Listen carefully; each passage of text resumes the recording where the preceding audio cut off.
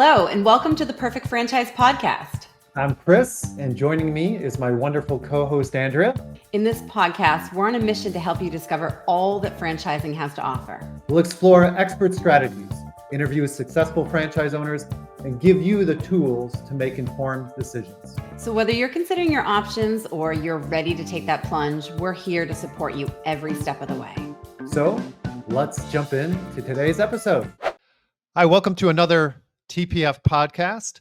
Today, we're really excited. We're always excited for every guest, always excited when we get to have franchisees of franchise brands that have gone through the TPF process. And today, that's exactly what we have. Today, we have Bryan Fasulo, franchisee of Floor Coverings International. Bryan, welcome to the podcast. Thanks, Kris, and thanks, Andrea. It's great to be here. Yeah, it's great to have you on. And I don't know, your consultant was Kris. So we're going to try to keep this positive, Bryan, and talk nicely about Kris. But, Fair. Let's kind of start back. So you own Floor Covering now, but take us back to what did you do before? Why did you decide to leave corporate? Give us that background. Oh, boy. So I spent 20 plus years in the multifamily industry, actually.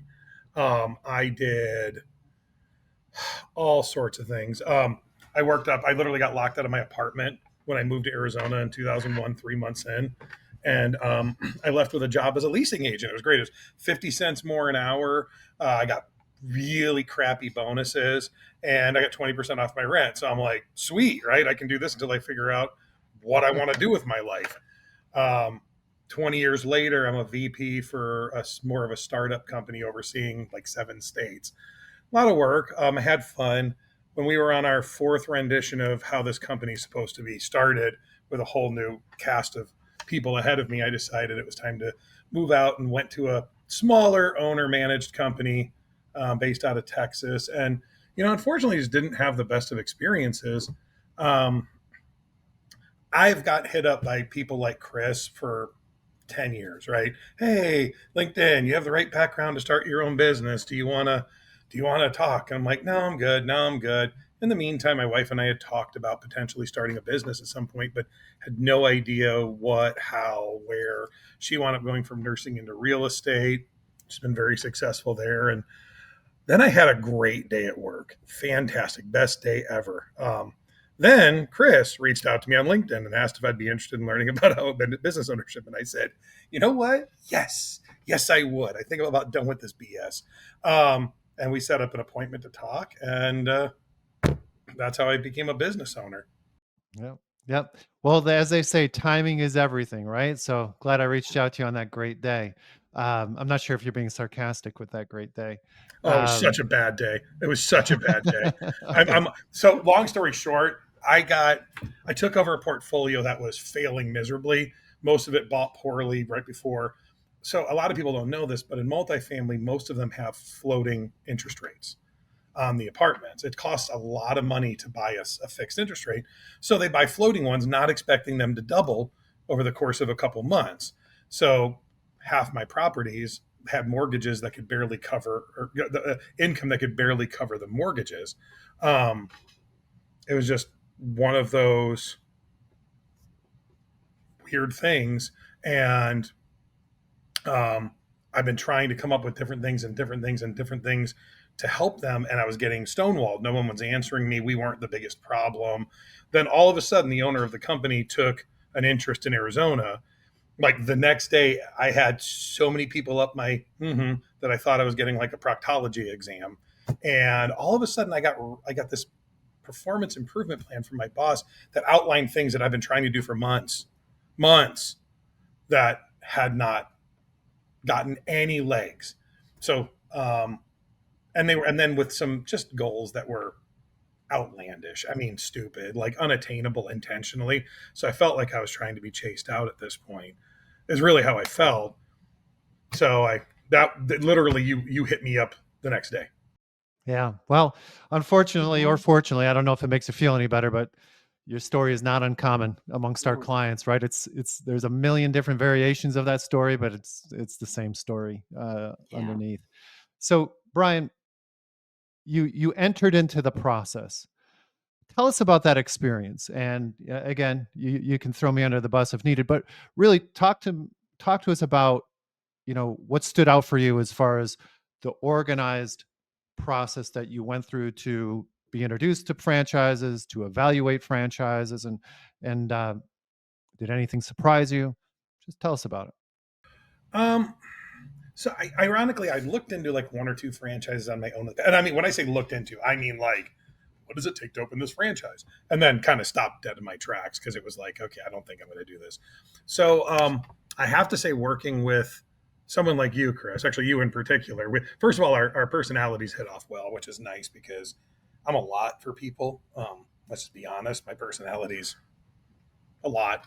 I've been called all sorts of things over the years, and quiet and timid's never been one of them. So the big thing for me was I was just able to ask a lot of questions about how it works, and having someone like you was very open. And I got to tell you, like, the way I got walked through the process made me very comfortable. I felt like I had an idea of what was going on. I didn't feel like I had to jump at the very first thing. You took a really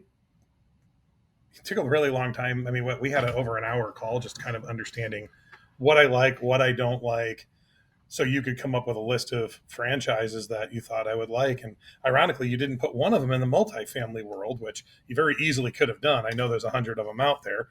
And who knows, I might have probably actually really focused on it because I knew that, right? Like, it would have been great.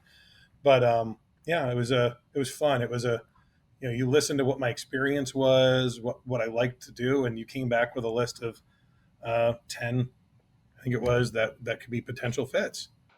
That's the way I remember it too, Bryan. Good. So Bryan, you talked about, you've been in startups. You obviously know the space that you're coming from, and there's other businesses out there. So why choose a franchise? Why not just go out on your own and do something on your own? That's an easy answer, actually. So personality-wise, I am fantastic at taking somebody else's idea and running with it. I always have been. I can get an inkling of something, and I can figure out how I'd like to make it better based on, I mean, not 99% of what's in my head is stuff that I've gleaned off of people throughout the years. I'm not going to take credit for anything I've ever done.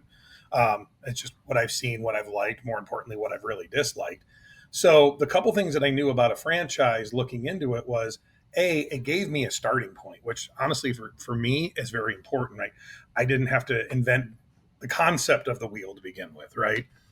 And then secondary, after really looking into it. So, I mean, I've done a lot of new business development. I've done a lot of like lease ups, which that's when you take like an apartment community from like the earth to it gets all grown up and then you stick people in it, right?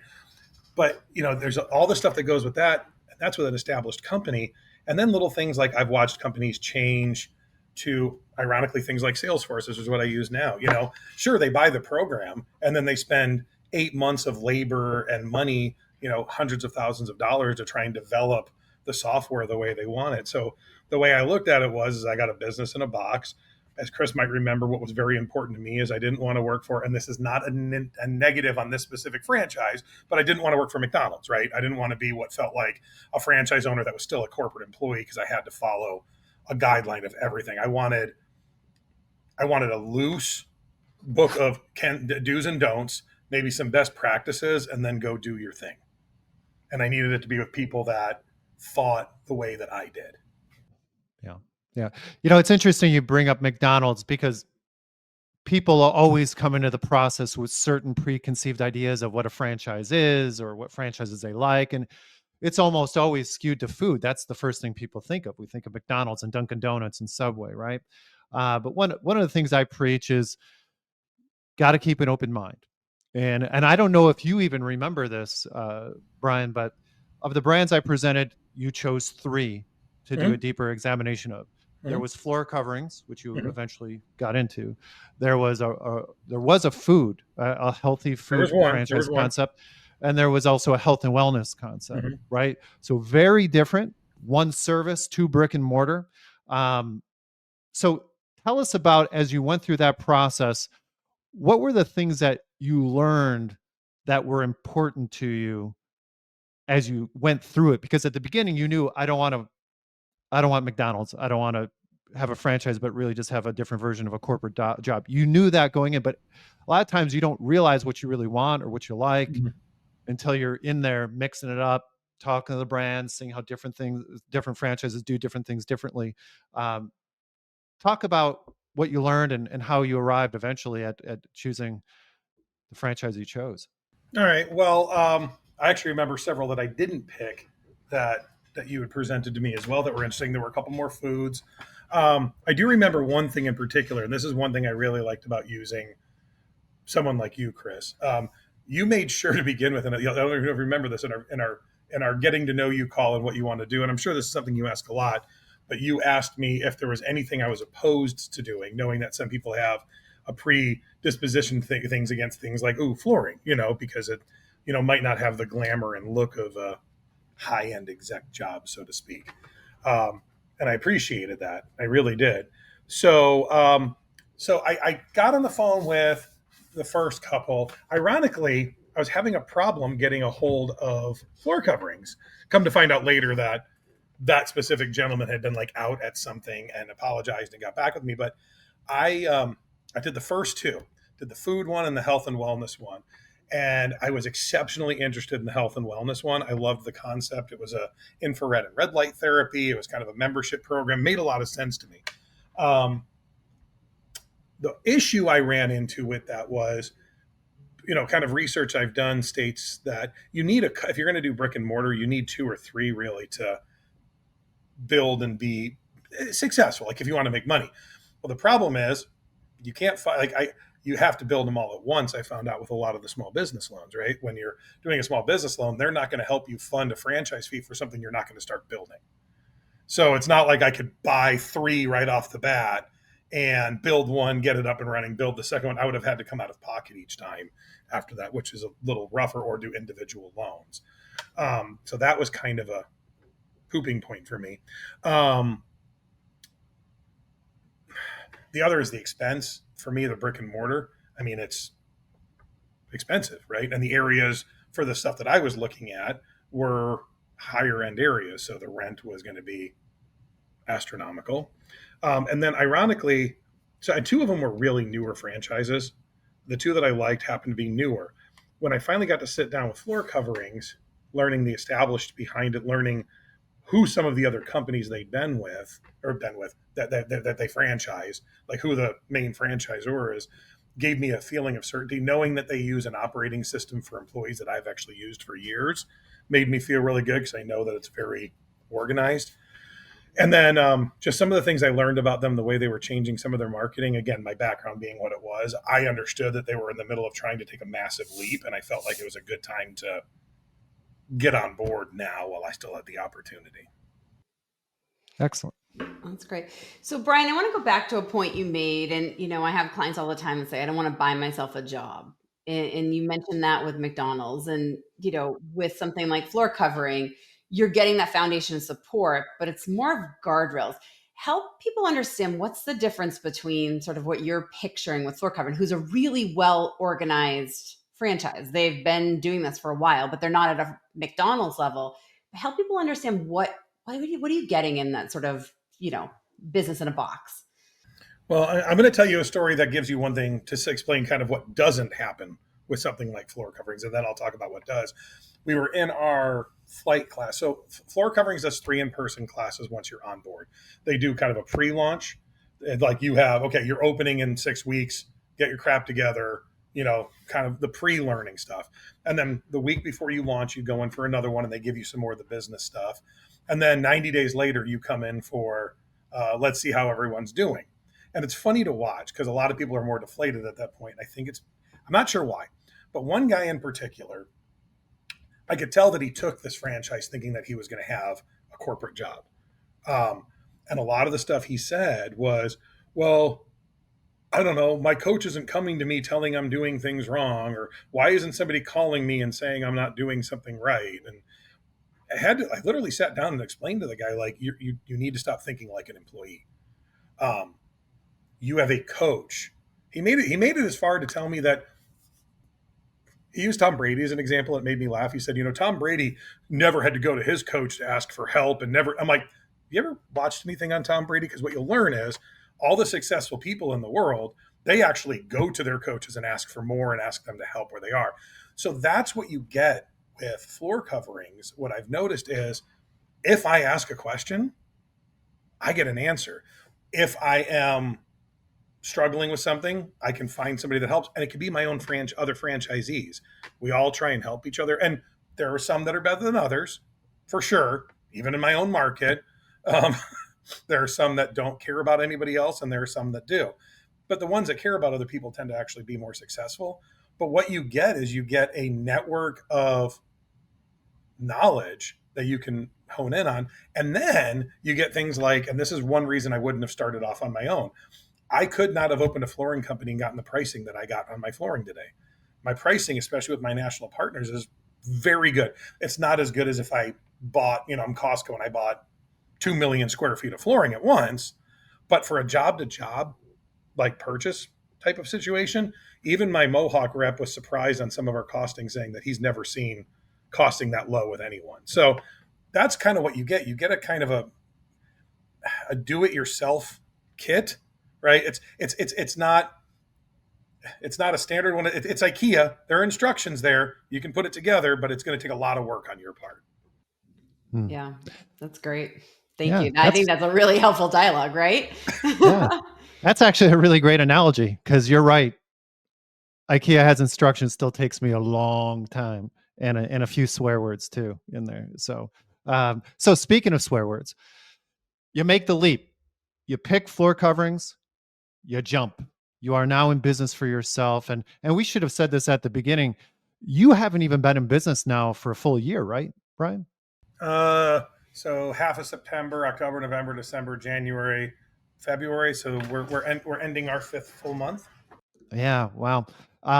So tell the listeners, the viewers, what that's like, because, we can say it, even though you have these guardrails, and even though you have all this support, even though you have coaches, even though you have preferred pricing, it's still not just an even, smooth, straight trajectory up kind of pathway, is it? It's up and No. down. There's bad days.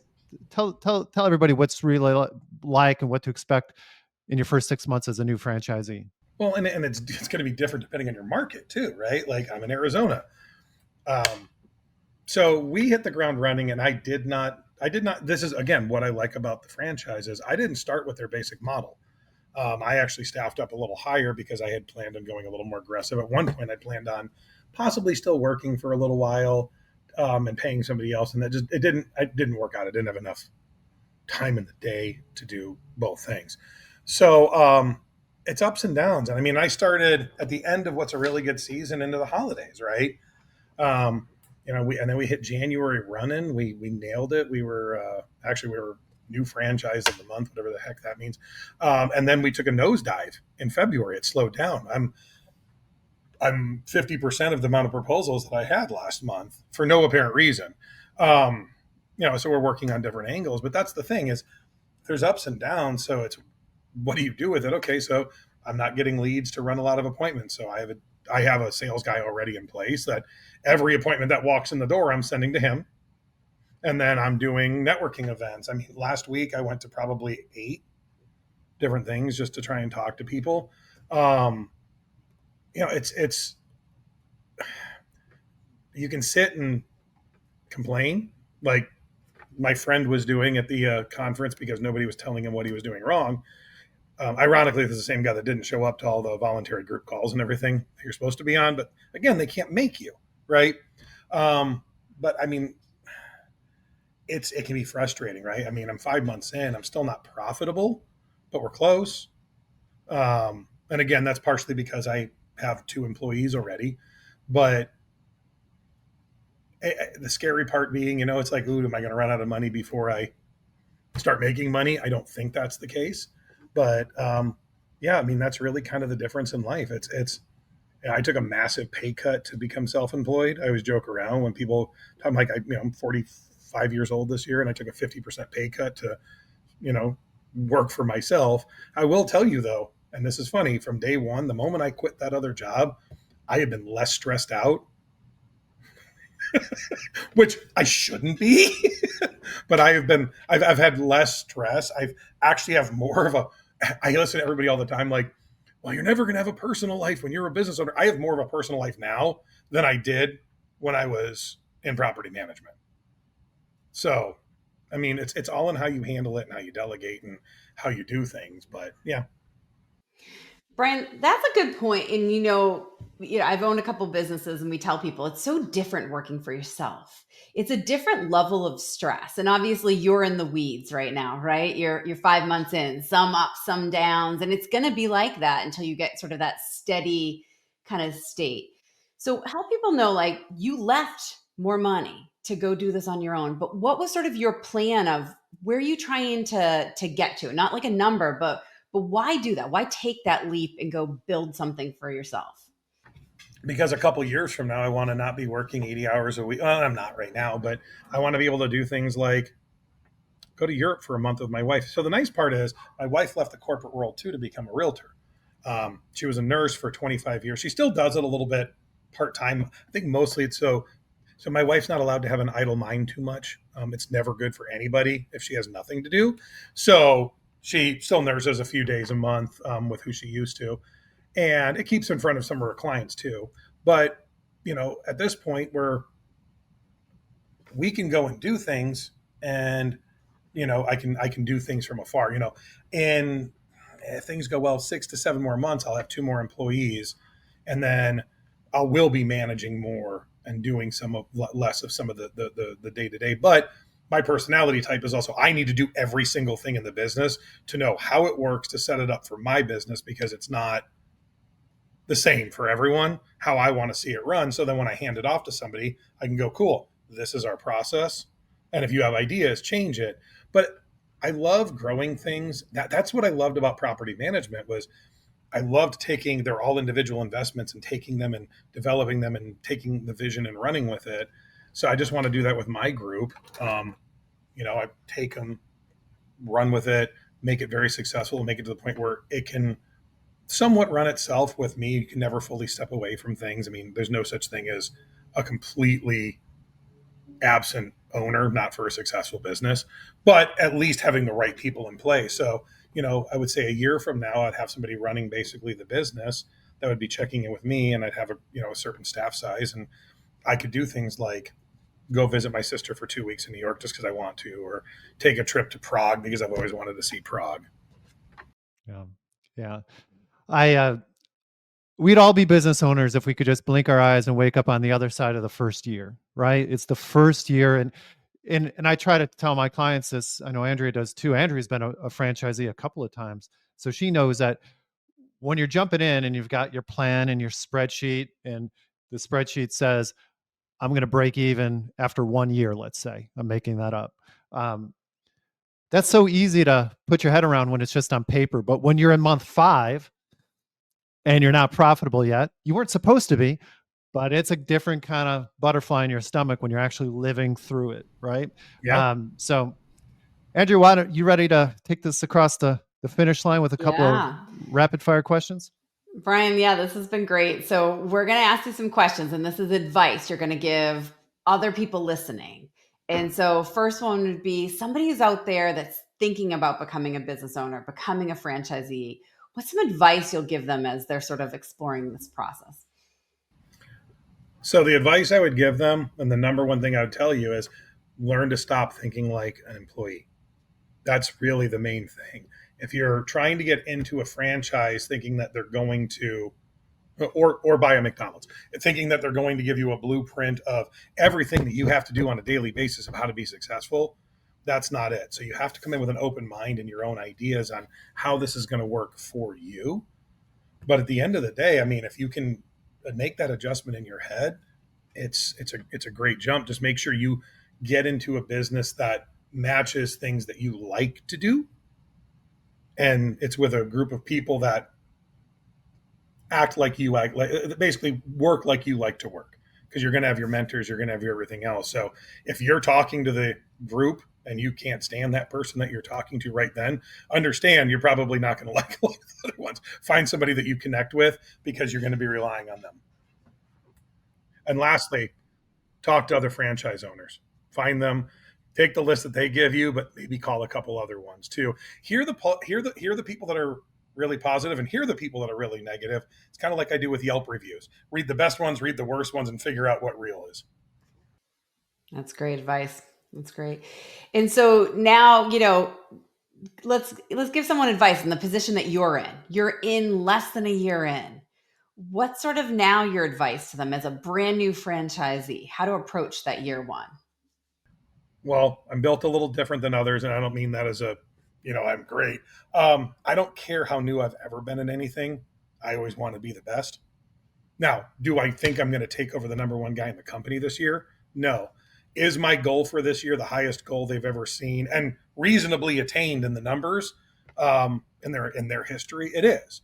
Um, don't don't play the game just by what everyone else tells you is going to be. If you have reason to believe that you can do better, try and do better. Don't be the average that they're trying to make you. Remember, their average is always the bottom line of what this is what it's going to take to make you really successful. So if that's your goal, then you're already lost. Your goal has to be at least 100% above that. That's great advice. Thank you so much, Bryan. This has been great. Like Kris said, we love having people that have been through the process, that are franchisees. I think that really resonates with our clients that are actively going through this and listening to our podcast saying, is this for me? Could I be like Bryan? Could I leave sort of that bigger corporate job and take that risk? It's scary, right? It's scary for most people. And so it's great to sort of hear you 5 months in, there's ups and downs, but you're still really positive. You're still driving to that. And you like sort of that foundation that the franchise gives you, but it's guardrails, right? And you talked a lot about that on this call is that it's a franchise in a box, but you ultimately are the one growing the business. You're just taking their foundation. You're not sitting back, you're building it. And I think that's really important for people to hear. So thank you so much for coming on today. We appreciate it. And so for those of you, if you're thinking about franchising, remember that while there's no one size fits all, the perfect franchise is definitely out there for you. To schedule time to explore your options, visit theperfectfranchise.com by clicking on Let's Talk. You can schedule a consult with one of the team members at The Perfect Franchise. We look forward to connecting with you again on our next episode. Until then, take care.